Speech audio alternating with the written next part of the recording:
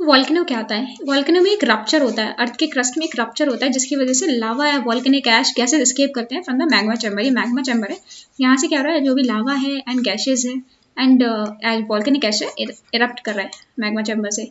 Eruption से क्या होता है, ब्लास्ट होता है, लावा फ्लोस। इरप्शन से ब्लास्ट हो सकते हैं, ब्लास्ट लावा फ्लो करेगा। फिर हॉट ऐश फ्लो कर सकती है।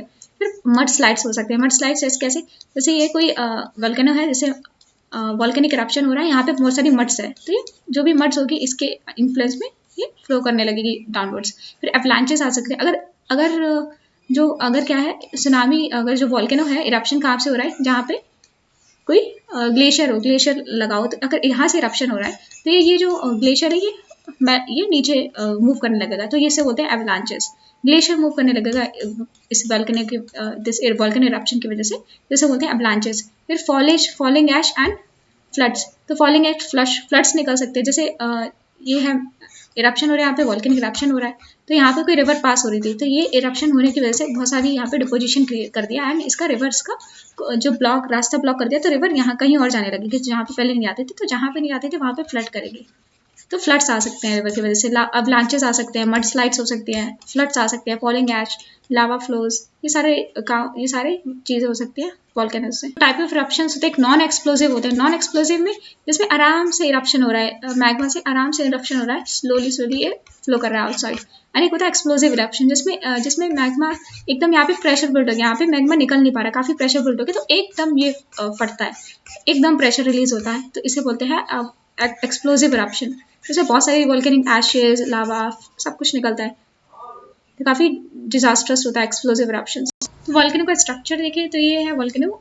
तो वॉल्केनो है, यहाँ पे है लावा, तो यहाँ पे होता है मेन वेंट जहाँ से लावा फ्लो करता है ऊपर, एंड ये साइड वेंट होता है, ये साइड वेंट होता है, यहाँ से भी इरप्शन हो सकता है, ये साइड वेंट क्रिएट हो जाएगा, यहाँ पे भी इरप्शन हो सकता है, दूसरी साइड से भी, यहाँ से भी इरप्शन हो सकता है, तो ये होता है मेन वेंट। फिर यहाँ पे अगर सक्सेसिव इरप्शन हो रहा है, सक्सेसिव इरप्शन मतलब पहले लावा फ्लो हुआ, इरप्ट हुआ एंड यहाँ पे सेटल हो गया, फिर क्या हुआ, फिर एशेज हुई, एशेज आई, एशेज सेटल हो गई, फिर उसके बाद फिर इरप्शन हुआ, फिर एशेज सेटल हुई। तो जब सक्सेसिव इरप्शन होते हैं तो लेयर्स बन जाती है, लावा लेयर।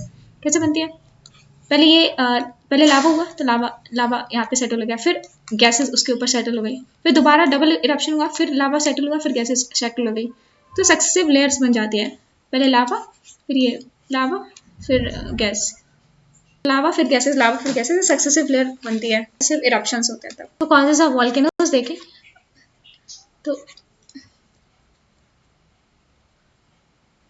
फिर कॉजेज ऑफ वॉल्केनोज देखें तो कॉजेज एक तो होता है convergent plate boundary, and convergent means ऐसे, and divergent plate boundary. Divergent means plates move करें, एंड ट्रांसफॉर्म प्लेट बाउंड्री में कोई भी वॉल्केनिक इरप्शन नहीं होता, सिर्फ अर्थक्वेक आते हैं। ट्रांसफॉर्म प्लेट बाउंड्री में अर्थक्वेक आते हैं, लेकिन कोई भी वॉल्केनिक इरप्शन नहीं होता ट्रांसफॉर्म प्लेट बाउंड्री में। तो अब कन्वर्जेंट प्लेट बाउंड्री पे 3 कंडीशंस होते हैं कि कन्वर्जेंट प्लेट बाउंड्रीज में, एक तो हो सकती है ओशनिक प्लेट हो, एक होती है ओशियन कॉन्टिनेंट या कॉन्टिनेंटल प्लेट हो। अगर ओशनिक प्लेट होगी तो ओशनिक जो हैवियर प्लेट होगी वो सबडक्ट कर जाएगी लाइटर प्लेट के ऊपर, लाइटर प्लेट के अंदर सबडक्ट कर जाएगी, जब ये अंदर सबडक्ट करेगी, जब अर्थ के अंदर जाएगी तो ये मेल्ट होगी, जब मेल्ट होगी तो काफी ज्यादा प्रेशर बिल्टअप होगा, तो ये वॉल्केनिक इरप्शन की तरह ये बाहर निकल के आएगा, तो यहाँ पे वॉल्केनिक इरप्शन होगा इसके ऊपर, तो वॉल्केनोज बनेंगे।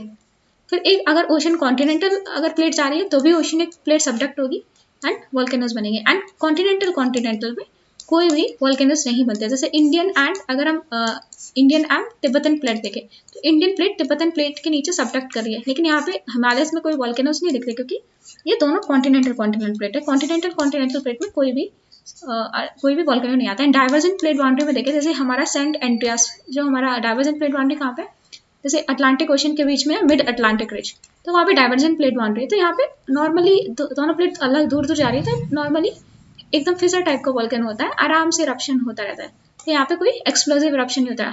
एक्सप्लोजिव इरप्शन होता है कन्वर्जेंट प्लेट बाउंड्री में, कि यहाँ पे प्लेट सबडक्ट की, यहाँ पे प्रेशर बिल्ड होकर एकदम यहाँ पे लावा निकलता है, तो यहाँ पे एकदम एक्सप्लोजिव टाइप ऑफ इरप्शन होता है कन्वर्जेंट प्लेट बाउंड्री में। डाइवर्जेंट में बिल्कुल नॉर्मल इरप्शन होते हैं। तो ये जो पैसिफिक प्लेट है सबसे ज़्यादा डेंस प्लेट है, ये हर जगह सबडक्ट करती रहती है, जापान के नीचे, नाज़का प्लेट के नीचे, या ऑस्ट्रेलियन प्लेट के नीचे, यहाँ यहाँ इधर इस side and North American South America हर जगह सब्डक्ट होती है, तभी ज़्यादातर वॉल्केनिक इरप्शन यहाँ पैसिफिक प्लेट में होते हैं, तो इसे बोलते हैं पैसिफिक रिंग ऑफ फायर, तभी इसे बोलते हैं पैसिफिक रिंग ऑफ फायर। बस यहाँ पे बहुत ज़्यादा वॉल्केनिक इरप्शन होते हैं क्योंकि ये सबसे ज़्यादा सब्डक्ट करती है, ज़्यादा डेंस प्लेट होती है ये। फिर हॉट स्पॉट वॉल्केनोज क्या होता है? हॉट स्पॉट वॉल्केनोज जैसे कोई प्लेट है, प्लेट में एक सोर्स ऑफ मैग्मा है, यहाँ से मैग्मा निकल रहा है, यहाँ पे मैग्मा चैम्बर है, यहाँ से मैग्मा ऊपर आ रहा है एंड ये यहाँ पे वॉल्केनो बना रहा है, यहाँ पे वॉल्केनो बन रहा है, देखिए ए वॉल्केनो बना। फिर ये प्लेट क्या हुई, आगे मूव करी, प्लेट आगे मूव गई तो ये जो मैग्मा बना था ये आगे चला गया, फिर यहाँ पे फिर से यहाँ वॉल्केनिक इरप्शन होगा तो ए आगे चला गया, यहाँ पे बी बन गया, फिर ये प्लेट और आगे मूव हुई, फिर ये आगे ए आगे हो गया एंड बी यहाँ पे आ गया एंड सी यहाँ पे बन गया। तो इस तरीके से प्लेट आगे मूव करती रहती है एंड सोर्स ऑफ मैग्मा एक ही रहता है। तो जो हमारे हवाई आइलैंड्स है, हवाई आइलैंड्स ऐसे ही बने हुए हैं हॉट स्पॉट वॉल्केनो से। ये हॉट स्पॉट है जहाँ से मैग्मा निकल रहा है, प्लेट आगे मूव कर रही है एंड एक ग्रुप ऑफ आइलैंड्स बन जाते हैं, जैसे हवाई आइलैंड्स बने हैं। एंड यहाँ से जो इरप्शन होता है, यहाँ से इरप्शन होता है वो बसाल्टिक और ग्रेनाइट होता है। तो बसाल्टिक एंड ग्रेनाइट जब इरप्शन होता है तो यहाँ पे बहुत ही जेंटल स्लोप बनते हैं, तो ये ज़्यादा क्वाइट, ये ज़्यादा एक्सप्लोजिव नहीं होते, क्वाइट एकदम नॉर्मल ऐसे जेंटल स्लोप बनते हैं।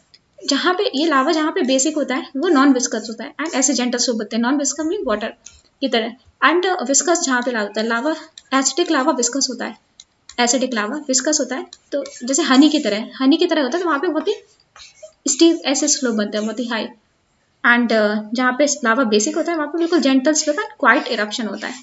तो इस टाइप से इरप्शंस होते हैं हॉटस्पॉट में। हॉटस्पॉट में जनरली बेसिक लावा होता है हॉटस्पॉट में एंड जेंटल इरप्शंस होते हैं हॉटस्पॉट में। ग्लोबल डिस्ट्रीब्यूशन ऑफ वॉल्केनोज देखें तो ओशनिक रिजेस पे होता है, जैसे मिड ओशन, अटलांटिक ओशन है, यहाँ पे north America, south America, Europe है, नॉर्थ अमेरिका, यहाँ पे इसके बीच में मिड ओशन रिज है एंड यहाँ पे इंडियन ओशन में भी एक मिड ओशन, ये इंडिया है, इंडियन ओशन में भी एक इंडियन ओशन रिज है। तो Indian ocean ridge and mid ocean ridge ये किससे बनती है? डाइवर्जेंट प्लेट बाउंड्री से, यहाँ पे काफी ईजी इरप्शंस होते हैं। फिर एक होती है जहाँ पे कन्वर्जन प्लेट बाउंड्री, जहाँ पे सबडक्शन हो रही है, तो जहाँ पे सबडक्शन हो रही है तो ओशन कॉन्टिनेंट हो गया, ओशनिक ओशन हो गया एंड ओशनिक प्लेट होनी चाहिए क्योंकि ओशनिक प्लेट ही मेल्ट करती है। एंड हॉटस्पॉट देखा जैसे हवाई आइलैंड हॉटस्पॉट वॉल्केनो, हवाई आइलैंड्स। सबसे ज़्यादा वॉल्केनोज कहाँ पे होता है? एशिया में 37% वॉल्केनोज होते हैं। तो अगर चार्ट देखें तो एशिया में 37% वॉल्केनोज एशिया में होते हैं। उसके बाद होते हैं नॉर्थ अमेरिका, उसके बाद नॉर्थ अमेरिका में होते हैं 27% नॉर्थ अमेरिका, एशिया में 37%। फिर उसके बाद होते हैं हमारे अफ्रीका में 13% अफ्रीका में। फिर साउथ अमेरिका में 11%, फिर ऑस्ट्रेलिया में 6%, फिर यूरोप में होता है, यूरोप में अराउंड 4%, यूरोप में ऑस्ट्रेलिया में 6% एंड अंटार्कटिका में 2%। तो सबसे कम होता है वॉल्केनो अंटार्कटिका। तो एशिया 37%, एशिया के बाद आता है नॉर्थ अमेरिका 27%, नॉर्थ अमेरिका के बाद आता है साउथ अमेरिका 11%, नॉर्थ अमेरिका के बाद आता है अफ्रीका आता है 13%, फिर साउथ अमेरिका आता है 11%, फिर ऑस्ट्रेलिया, फिर यूरोप एंड फिर ऑस्ट्रेलिया आता है 6%, यूरोप आता है 4% एंड अंटार्कटिका 2%। तो सबसे ज़्यादा था Asia and then North America, फिर आता है हमारा अफ्रीका, फिर साउथ अमेरिका। अब इसे पीरियोडिसिटी हम दिखाते हैं, एक्टिव वॉल्केनो होते हैं, कुछ डॉर्मेंट होते हैं एंड कुछ एक्सटिंक्ट हो गए कि अब वो कभी इरप्ट नहीं होंगे। एक्टिव वॉल्केनो जैसे माउंट एटना इटली, ये एक्टिव वॉल्केनो है। डॉर्मेंट जैसे माउंट फुजियामा जापान। इंडिया में नारकोडम ये एक्सटिंक्ट वॉल्केनो है इंडिया में, अंडमान निकोबार में नारकोडम ये एक्सटिंक्ट है। On the basis of intensity कितनी है? फिर हवाईयन टाइप पे सबसे कम इंटेंसिटी होती है, अभी हमने देखा हवाई, वहाँ पे सबसे कम इंटेंसिटी होती है। फिर स्ट्रॉम्बोलियन, हवाईयन के बाद स्ट्रॉम्बोलियन, फिर वल्केनियन के बाद पीलियन के बाद विसुवियस। सो विसुवियस सबसे ज़्यादा डिस्ट्रप्शन करता है। तो इंटेंसिटी के हिसाब से देखें तो सबसे होता है Hawaiian type, Strombolian, Vulcanian, Pelean and Vesuvius. ये Hawaiian type, Strombolian, Vulcanian, Pelean and Vesuvius. Hawaiian type, Strombolian, सबसे ज़्यादा खतरनाक होता है Vesuvius and Pelean. So Vesuvius सबसे ज़्यादा खतरनाक, फिर पीलियन, फिर Vulcanian, Strombolian and Hawaiian type. सबसे ईजी होता है हवाईयन टाइप, सबसे कम डिस्ट्रप्शन होते हैं, सबसे कम इंटेंसिटी, नीचे जाके इंटेंसिटी बढ़ जाती है। सबसे कम Hawaiian type, Strombolian, Vulcanian, Pelean and Vesuvius. सबसे ज़्यादा इंटेंसिटी है विसुवियस की, फिर पीलियन, फिर Vulcanian, Strombolian, Hawaiian type, Strombolian, Vulcanian, Pelean and Vesuvius. फिर हम देखते हैं on the basis of composition of structure के हिसाब से देखते हैं कैसे हम वॉल्केनोज को डिफाइन करते हैं। तो सिंडर कोन्स क्या होता है? तो अब हम टाइप ऑफ स्ट्रक्चर में देखें तो होते हैं कि सिंडर कोन्स बहुत ही सिंपल वॉल्केनोज होते हैं। नॉर्मल एक एक ओपनिंग होती है इनमें एंड कोई वेंट नहीं होता, जैसे हमने देखा था कुछ वेंट्स होते हैं साइड से, तो यहाँ पे कोई भी साइड ओपनिंग नहीं होती है, इसमें सिर्फ एक ही ओपनिंग होती है, एक ही इरप्शन होता है एंड ये एक सिंगल ओपनिंग होती है एंड इसकी जो हाइट होती है वही कुछ 1000 फीट्स होती है एंड साइज हिल की साइज का होता है एंड यहाँ पे इरप्शन से एक ओपनिंग क्रिएट हो जाती है, जैसे इसे बोलते हैं क्रेटर, ओपनिंग क्रिएट हो जाती है इसे बोलते हैं क्रेटर एंड जब क्रेटर जो होता है, क्रेटर जब ये धंस जाता है नीचे तो इसको ये बड़ा सा बन जाता है तो इसको बोलते हैं कैल्डेरा। तो क्रेटर जब धंस जाता है नीचे, जैसे ये क्रेटर है, क्रेटर जब नीचे धंस जाएगा तो काफी बड़ा होल बन जाएगा तो इसे बोलते हैं कैल्डेरा। तो ये सिंगल ओपनिंग है, यहाँ पे कोई साइड वेंट ओपनिंग नहीं होती है, तो सिंपल कोन होते हैं सिंडर कोन्स। फिर कंपोजिट कोन होता है, कंपोजिट कोन्स में साइड वेंट्स भी होते हैं, तो मेन वेंट होता है, मेन वेंट के अलावा साइड वेंट्स भी होते हैं एंड पहले यहाँ पे कंपोजिट कोन है alternate layer of ash and lava, जैसे पहले इरप्शन हुआ यहाँ पे एक लेयर बन गई, फिर इसके बाद एक लावा एक ऐश की लेयर इस्टेब्लिश होगी, फिर इरप्शन होगा, फिर इरप्शन में फिर से लावा इस्टेब्लिश होगा, फिर लावा हो गया, लावा के बाद फिर से एक अल्टरनेटिव लेयर ऑफ ऐश बनेगी।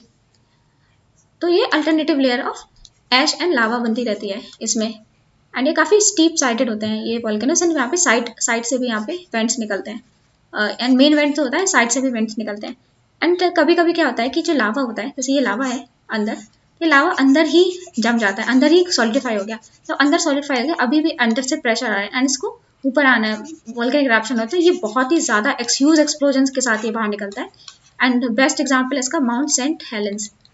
तो यहाँ पे काफ़ी बहुत ही एक्सप्लोजिव इरप्शंस होता है, जब ये अंदर जम जाता है, जब अंदर खुद ही सॉलिडिफाई होता है, कूल हो जाता है, तो फिर बहुत ही ज़्यादा लाइस फोर्स से ये इरप्ट होता है बाहर, तो बहुत ही बड़ा एक्सप्लोजन होता है कंपोजिट कॉन्स में। तो ये है कंपोजिट कॉन्स, अल्टरनेटिव लेयर्स बनती है ऐश एंड लावा की। शील्ड कोन होते हैं, ये काफ़ी बेसिक होते हैं, जैसे मैग्मा है, ये मैग्मा चैम्बर है, तो ये बिल्कुल काफ़ी बड़े एरिया में फैलते हैं, ऐसे करके काफ़ी बड़े एरिया में फैलते हैं, तो ये काफ़ी रनी और थिन होते हैं, बिल्कुल पानी की तरह होते हैं एंड काफ़ी लॉन्ग वे में ट्रेवल करते हैं एंड काफ़ी नॉन वायलेंट होते हैं, काफ़ी नॉन वायलेंट होते हैं, काफ़ी जेंटल स्लोप होती है इनकी बड़ी सी एंड काफ़ी एरिया में फैलते हैं। जैसे इसका एग्जाम्पल है किलुवियन हवाई, तो काफ़ी नॉन वायलेंट होते हैं, ये काफ़ी जेंटल स्लोप होते हैं। शील्ड वोल्केनो फिर एसिड कोन्स होते हैं, एसिड कोन काफ़ी स्टीप साइड्स होते हैं, स्टीप साइडेड और थिक एंड एसिडिक होते हैं, थिक एंड एसिडिक, तो काफ़ी इस टाइप से वोल्केनोज बनते हैं, काफ़ी थिक एंड एसिडिक होते हैं, तो ये ज़्यादा दूर तक नहीं जाते, ऐसे इतनी दूर तक नहीं फैलती, इधर पास ही फैलते हैं, तो ये ज़्यादा दूर तक नहीं फैलते, यहीं आके सॉलिडिफाई हो जाते हैं, जल्दी सॉलिडिफाई हो जाते हैं। फॉर एग्जाम्पल माउंट पेली, तो ये होते हैं एसिड कोन्स, एसिड कोन एसिडिक होते हैं, तो ज़्यादा दूर तक नहीं जाते, काफ़ी ज़्यादा विस्कस होते हैं। एसिडिक कोन्स में क्या होता है, लावा काफ़ी थिक होता है, जैसे शहद जैसा, तो ज़्यादा दूर तक नहीं जाता, यहीं आसपास ही सॉलिडिफाई हो जाता है लावा, एसिड कोन्स बनता है इससे। लावा इसमें एसिडिक होता है। फ्यूमरोल्स क्या होते हैं, फ्यूमरोल्स जैसे ये मैग्मा बॉडी है, तो मैग्मा बॉडी में कुछ मैग्मा नहीं निकला है, सिर्फ गैसेस निकल रही है, सिर्फ गैसेस निकल रही है मैग्मा बॉडी से, तो इसे बोलते हैं फ्यूमरोल्स, सिर्फ गैसेस निकल रही है, तो इसे बोलते हैं फ्यूमरोल्स। एंड फिर क्या होता है, जो इसकी स्प्रिंग्स क्या होती है, हॉट स्प्रिंग क्या होती है, थर्मल स्प्रिंग क्या होती है, जहाँ पे हॉट वाटर जैसे ग्राउंड वाटर है, वो अर्थ के सरफेस के कांटेक्ट में आ जाए, अर्थ का सरफेस गर्म है, अर्थ के सरफेस के कांटेक्ट में आ जाए, मैग्मा और रॉक के कांटेक्ट में आ जाए, तो वहाँ पे हॉट स्प्रिंग क्रिएट हो जाएंगे। जब ये जो वाटर है मैग्मा के कांटेक्ट में आएगा, तो काफ़ी गर्म हो जाएगा, तो काफ़ी हाई टेम्परेचर में ये गर्म हो जाएगा, तो फिर ऊपर आएगा, ये गर्म हो जाएगा, तो वाटर कूल्स, फिर आके सरफेस पे आके ये हॉट स्प्रिंग की तरह आता है, क्योंकि ये गर्म कैसे होता है, जो अर्थ के अंदर की हीट होती है उससे गर्म होता है एंड हॉट स्प्रिंग की तरह ऊपर आता है, काफ़ी इसमें मिनरल्स होते हैं, सल्फर्स होते हैं, तो ये काफ़ी अच्छा होता है बॉडी के लिए। तो यहाँ पे काफ़ी मिनरल्स होते हैं, डिजॉल्व मिनरल जैसे सल्फर, जब वाटर अर्थ के कॉन्टेक्ट में आता है गर्म होके, तो ये लाइट हो जाता है, राइज होता है एंड हॉट स्प्रिंग की तरह अर्थ पे अपेयर होता है and it's quite good for health. जो हॉट स्प्रिंग होता है ये जियोथर्मली हीटेड होते हैं, थर्मल मतलब अर्थ की एनर्जी से, जियोथर्मल मतलब अर्थ की हीट से ये बनते हैं हॉट स्प्रिंग एंड ये ज़्यादा कॉमन होते हैं, गीजर इतना इजीली नहीं दिखते हैं, हॉट स्प्रिंग इंडिया में भी दिख जाएंगे कहीं, हिमाचल प्रदेश जैसे एरिया में, एंड वाटर यहाँ पे सरफेस पे राइज करता है विदाउट एनी एक्सप्लोजन, तो वाटर सरफेस पे राइज करते हैं, यहाँ पे कोई एक्सप्लोजन नहीं होता, आराम से हॉट स्प्रिंग में आप नहा सकते हैं, यहाँ पे कोई एक्सप्लोजन नहीं होता है एंड हॉट स्प्रिंग में डिजॉल्व मिनरल्स होते हैं, काफ़ी मेडिसिनल वैल्यू होती है हॉट स्प्रिंग की, काफ़ी मेडिसिनल वैल्यू होती है, तो हॉट स्प्रिंग की काफ़ी मेडिसिनल वैल्यू होती है। जैसे आइसलैंड तो मिड ओशनिक रिज पे है आइसलैंड, तो वहाँ पे आइसलैंड पे जापान एंड हवाई, तो यहाँ पे हॉट स्प्रिंग दिखती है। सिर्फ गीजर क्या होते हैं, गीजर अलग होता है, ये इंटरमीडिएट डिस्चार्ज होते हैं एंड ये वाटर रिलीज होता है टर्बुलेंटली अकम्पनीड बाय स्टीम। यहाँ पे बहुत ही ज़्यादा एकदम एक्सप्लोजन होता है वाटर का। तो वाटर होता है अंदर जाके हीटअप होता है एंड काफ़ी अपने बॉइलिंग पॉइंट तक हीटअप हो जाता है, फिर ये पूरा वाटर एकदम इजेक्ट होता है बहुत ज़्यादा। तो इफ इसमें क्या होता है, ये अपने बॉइलिंग पॉइंट से ज़्यादा इजेक्ट हो जाता है एंड यहाँ पे काफ़ी ज़्यादा ये हीटअप हो जाता है, that is come out of the heated drop, एकदम ये ऊपर आता है। तो जैसे ये इसका एग्जाम्पल है न्यूजीलैंड में आपको गीजर्स मिलेंगे, न्यूजीलैंड, आइसलैंड।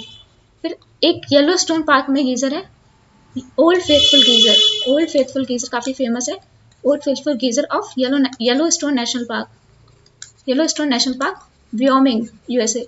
व्योमिंग में है यूएसए में, ये हर 63 मिनट्स में इरप्ट होता है, ये हर 63 मिनट्स में इरप्ट होता है, ये Yellowstone National Park USA में। Old Faithful geyser. फ्यूमरॉल्स में अगर फ्यूमरॉल्स में सिर्फ फ्यूम्स निकलेंगे, कुछ और नहीं निकलेगा।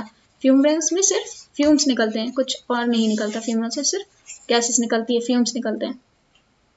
इंडिया में नारकोडम आइलैंड है, नारकोडम जो है वॉल्केनो, ये है हमारा एक्सटेंट वॉल्केनो एंड जो हमारा डॉर्मेंट वॉल्केनो है ये बैरन आइलैंड हमारा डॉर्मेंट वॉल्केनो है, बैरन आइलैंड। लेकिन बैरन आइलैंड अभी 2017 में इरप्ट हुआ है, तो ये अभी एक्टिव वॉल्केनो हो गया। बैरन आइलैंड डॉर्मेंट था, अब ये एक्टिव हो गया कि ये 2017 में इरप्ट हो चुका है। तो लावा डोम इस टाइप से बनता है। लावा प्लेन, जैसे इंडिया में डेक्कन रीजन है, यहाँ पे लावा इरप्शन के बाद यहाँ पे प्लेन्स क्रिएट हो गए हैं, तो ये हमें डेक्कन प्लेन्स है ये। तो ये है लावा प्लेन्स, डेक्कन प्लेट्यू मीन्स लावा प्लेन्स। तो ये अफ्रीका है, इंडियन प्लेट है, ये मेडागास्कर के बगल से जब मूव करी थी तो ये रीयूनियन हॉटस्पॉट के ऊपर आई थी। तो यहाँ पे काफी वॉल्केनिक इरप्शन हुए थे एंड ये काफी रीयूनियन हॉटस्पॉट, ये बेसिक लावा हॉटस्पॉट बेसिक होते हैं, तो काफी दूर तक ये इरप्शन हुआ था एंड काफी पूरे जो पेनिनसुलर इंडिया है पूरा ये वॉल्केनिक इरप्शन से लावा फैला हुआ है। तो वॉल्केनो के इंट्रूसिव, ये वॉल्केनो है, वॉल्केनो के इंट्रूसिव लैंडफॉर्म देखें तो ये है बैथोलिथ। तो ये मेन मैग्मा यहाँ से होता है, ये बैथोलिथ है। फिर यहाँ पे ये ऊपर आता है, फिर यहाँ पे ये जो है वर्टिकल लाइंस होती हैं, इसे बोलते हैं डाइक्स। वर्टिकल लाइन होती है डाइक, तो ये फिर सिल्स में ये डिवाइड हो जाता है ऊपर मैग्मा में, तो ये इसे बोलते हैं डाइक। फिर अगर देखें हॉरिजेंटल लाइन होती है, हॉरिजेंटल लाइन जो होती है उसे बोलते हैं सिल, ये होती है हॉरिजेंटल लाइन सिल। वर्टिकल लाइन होती है डाइक एंड हॉरिजेंटल लाइन होती है सिल। फिर ये भी है, जैसे ये भी डाइक है, यहाँ पे वर्टिकल लाइन, ये भी डाइक है, ये भी डाइक है, वर्टिकल लाइन डाइक है एंड हॉरिजेंटल लाइन ये होगी सिल। एंड अगर कोई मैग्मा यहाँ तक ही आ पाया, पूरा ये सरफेस यहाँ पर यहाँ तक आ पाया, इन्हें बाहर नहीं निकल पाया, तो इसे बोलते हैं लैकोलिथ, तो इसे बोलते हैं लैकोलिथ। और फिर अगर शॉर्टर शेप्ड बना, अगर स्ट्रेट बना तो इसे बोलते हैं सिल, और शॉर्टर शेप बना तो इसे बोलते हैं लोपोलिथ। अगर ये शॉपर शेष होना तो लोपोलिथ। एंड अगर कुछ इस टाइप से बना इरप्शन, कुछ यहाँ पे है एंड कुछ यहाँ पे हुआ, अगर ऐसे बना तो इसे बोलते हैं फैकोलिथ, इसे बोलते हैं फैकोलिथ। एंड अगर पूरा ही ये सॉलिडिफाई हो गया नीचे, इसे बोलते हैं बैथोलिथ। पूरा ही सॉलिडिफाई हो गया मैग्मा चैम्बर नीचे, तो इसे बोलते हैं बैथोलिथ। तो सिल है जो हॉरिजेंटल लाइन, ये सिल है एंड डाइक है वर्टिकल लाइन, डाइक बोलते हैं। लैकोलिक जो मैग्मा जो बाहर नहीं आ पाया, अंदर ही डोम बन गया, तो इसे लैकोलिक बोलते हैं। लोपोलिथ इज शॉर्टर शेप, इसे बोलते हैं लोपोलिथ। एंड यहाँ पे ये इसे बोलते हैं फैकोलिथ, एंड बाथोलिथ। अंदर ही अगर इंट्रूसिव लैंडफॉर्म हो गया, इंट्रूसिव ग्रेनाइट जो रील है, इंट्रूसिव ग्रेनाइट रॉक जो बन जाती है, इसे बोलते हैं बैथोलिथ। तो वॉल्केनो को इरप्ट होने से रोक नहीं सकते, लेकिन अब क्या कर सकते हैं, प्रेडिक्ट कर सकते हैं।